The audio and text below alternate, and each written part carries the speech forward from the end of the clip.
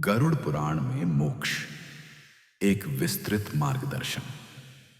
गरुड़ पुराण मोक्ष के बारे में गहन ज्ञान प्रदान करता है, जो धार्मिक जीवन, भक्ति और मृत्यु के उचित संस्कारों को मुक्ति प्राप्ति के मुख्य साधन बताता है।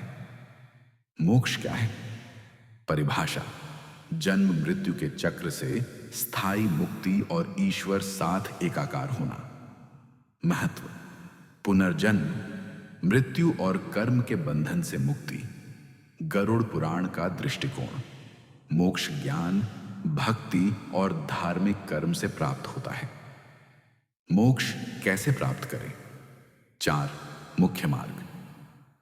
भक्ति योग, भक्ति का मार्ग।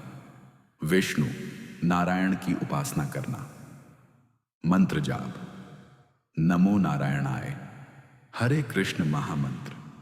शास्त्रों का अध्ययन: भगवद गीता, विष्णु सहस्रनाम।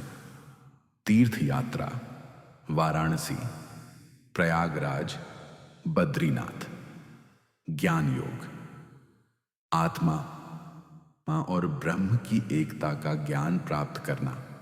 उपनिषद और वेदांत का गुरु के मार्गदर्शन में अध्ययन। तत् त्वम असि, तू वही है। पर ध्यान: कर्म योग, निष्काम कर्म का मार्ग।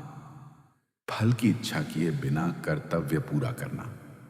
दान, गाय, अन्न, धर्मार्थ देना।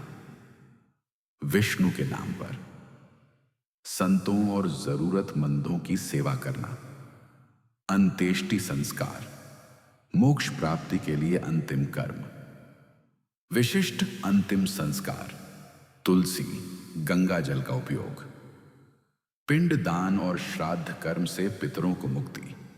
काशी, वाराणसी में मृत्यु से सीधा मोक्ष।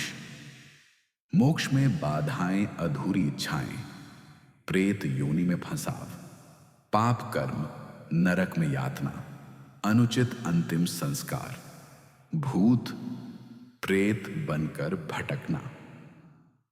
मोह माया, पुनर्जन्म का कारण। मोक्ष प्राप्त आत्मा के लक्षण पुनर्जन्म नहीं, 84 लाख योनियों से मुक्ति, दिव्य प्रकाश में विलीन, कोई अधूरा कर्म नहीं, सांसारिक मोह से पूर्ण मुक्ति। गरुड़ पुराण के विशेष मोक्ष साधन: अमृत मंथन, अहंकार पर विजय का प्रतीक। विष्णु नाम लेते हुए मृत्यु, सीधी मुक्ति। विष्णु के नाम पर दान, कर्मों का नाश। गरुड़ पुराण का श्रवण, मृत्यु के बाद आत्मा की उन्नति।